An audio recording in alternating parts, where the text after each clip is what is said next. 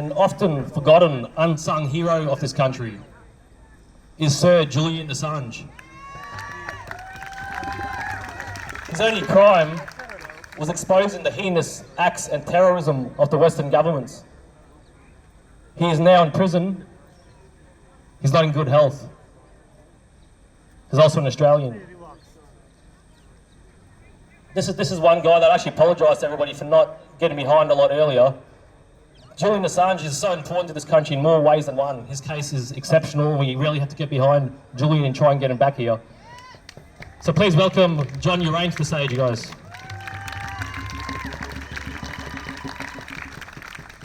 May I apologise for my reliance on notes, as my grey matter is less sharp than it used to be. I have no choice. Good afternoon, my name's John Urain. I believe in a democracy. I'm not talking about what we have currently. I'm talking about a democracy.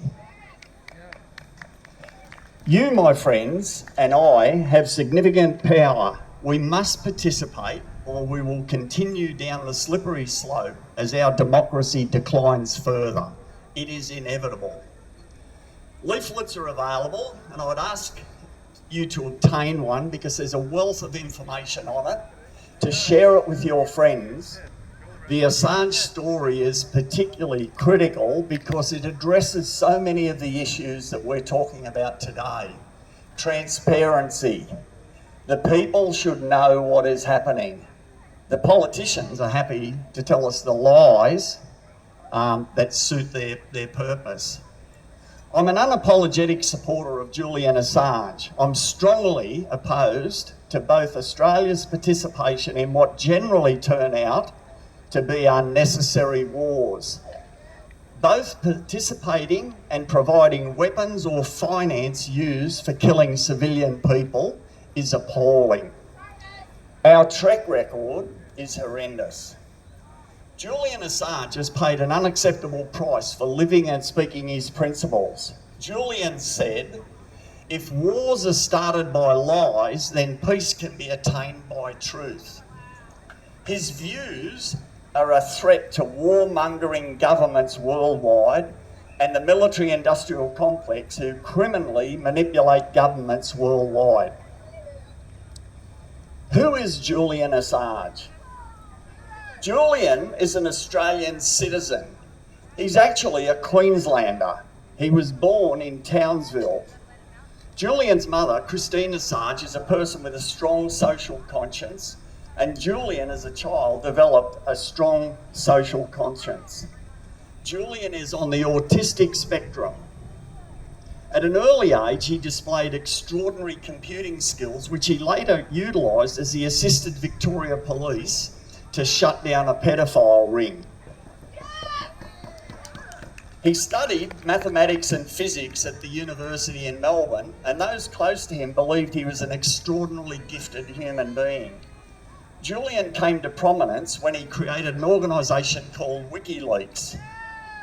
It was designed to enable persons with information which troubled their conscience to anonymously whistleblow. Julian believed that the public deserved to know the truth about government activities, and he published evidence of criminality by governments worldwide and those with influence. No one should underestimate the corrupt power of the military-industrial complex. Julian understood and said, "They will chase me to the ends of the earth for exposing their actions and criminality." Julian knew they would target him, and he sought asylum in the Ecuadorian embassy on the 19th of June 2012. He legitimately feared for his life. His concerns were justified as credible evidence has been provided by 30 witnesses employed in America's intelligence and security industry. These witnesses confirmed that our allies, the USA, and I say allies, I would like to see it differently, planned to murder Assange on the streets of London in an extrajudicial killing if he escaped the heavily guarded embassy. We also know that the London Metropolitan Police spent more than 12 million British pounds ensuring Assange did not leave the embassy. This is publicly available information. As time passed, a new corrupt Ecuadorian president, Moreno, took office, and he was offered what simply constituted a $4.2 million bribe. We'll just adjust the microphone, thank you. He was issued a $4.2 million bribe by the International Monetary Fund. In return, Moreno agreed to traffic Assange from the embassy into the arms of the corrupt British legal system. The mainstream media treated Julian with contempt and trashed his reputation as desired by the criminally powerful who hated him for exposing their crimes. Julian is non-violent, has never posed a threat to any individual, yet the British authorities have held Julian for 3 years and 313 days in the highest security Belmarsh prison. Julian has been held in solitary confinement for much of this time whilst incarcerated. Belmarsh in the UK is their highest security prison, which is designed to hold the worst of the worst. Murderers, rapists, terrorists. He is held in solitary confinement. Such solitary incarceration in Belmarsh prison is a weapon used by the British authorities to psychologically and physically destroy Julian and to slowly murder him by process. Julian's crime was publishing the truth of US war crimes in a video called Collateral Murder. I would appeal to everyone in the audience to view that video. If you haven't seen it, then you're unaware of what this is about. Julian effectively pulled down the United States pants in front of the whole world.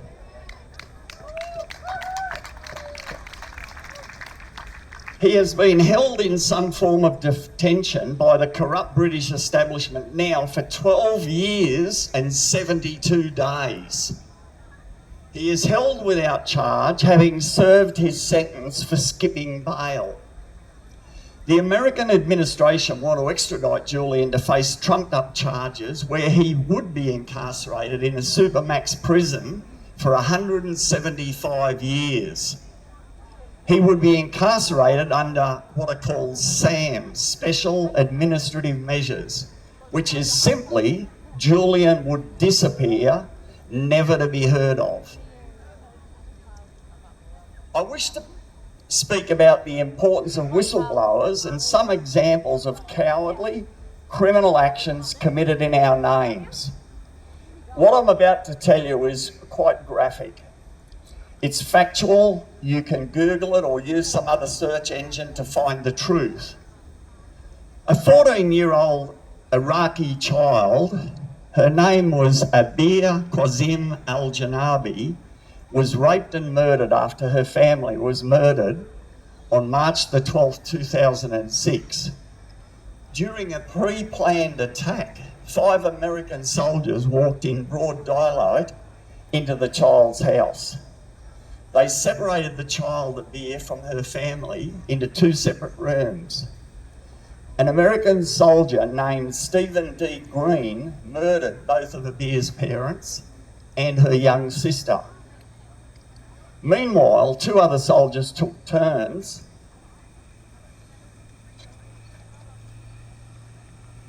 to hold the child down and rape her in the adjacent room. Green emerged stating, "I just killed them, all are dead," and proceeded to rape Abeer himself.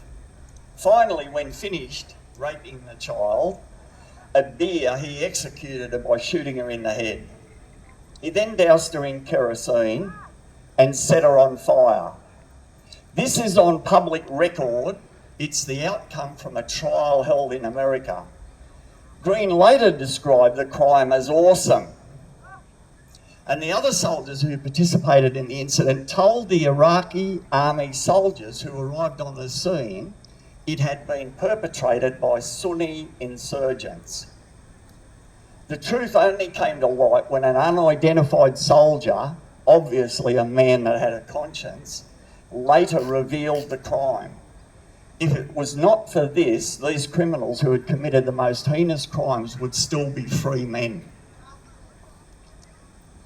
The Daily Mail Reporter is a UK paper, and it called for a full inquiry into civilian deaths in Iraq. It came about because Julian Assange obtained 391,832 military reports, which we now call the Iraqi war logs.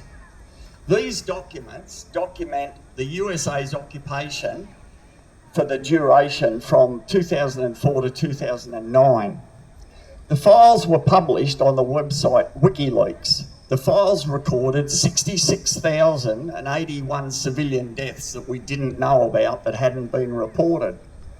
One such civilian death was reported as follows: the story of the girl in the yellow dress. We don't know her name. Soldiers were handing out sweets to children in their bid to win the hearts and minds when she was allegedly killed. The newspaper reported a British rifleman shot dead an 8-year-old Iraqi girl as she played in the streets, it was claimed today. The tank stopped at the end of the street. She's there in her yellow dress, and a British rifleman blows her away. The Iraqi war logs also claim that a helicopter gunship involved in the shooting of journalists also shot insurgents after they tried to surrender. It also revealed 15,000 previously unknown civilian deaths.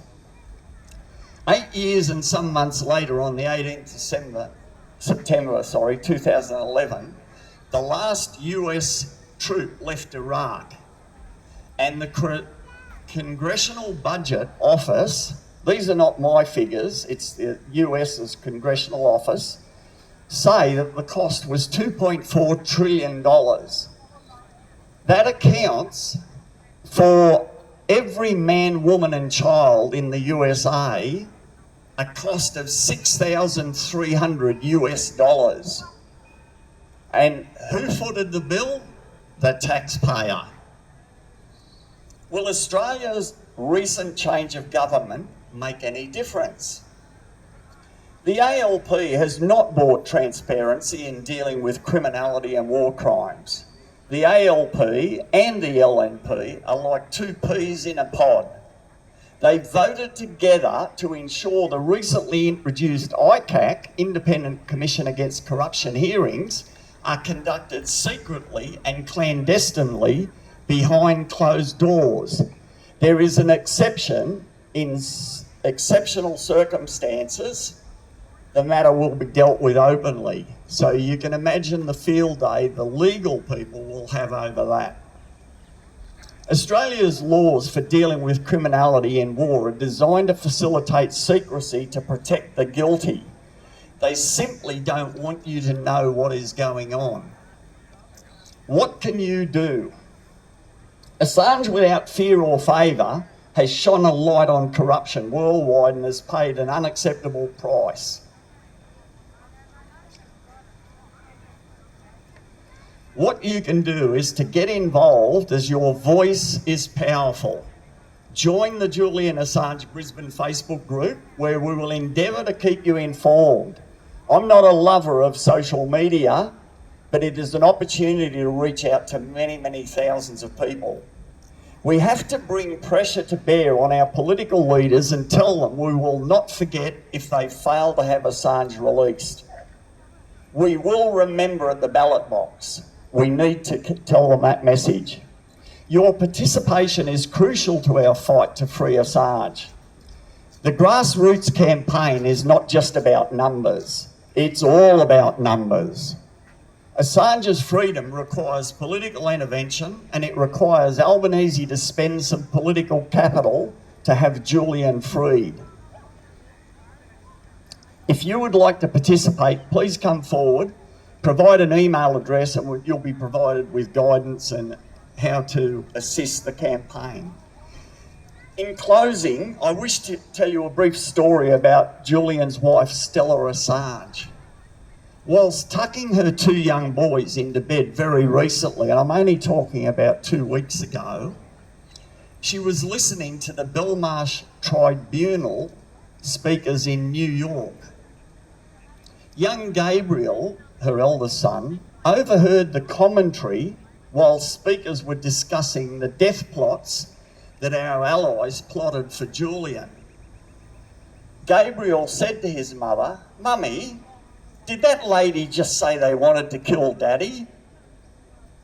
I wonder how Julian and Stella's young son Gabriel slept that evening. Thank you for your attention. Free Julian Assange.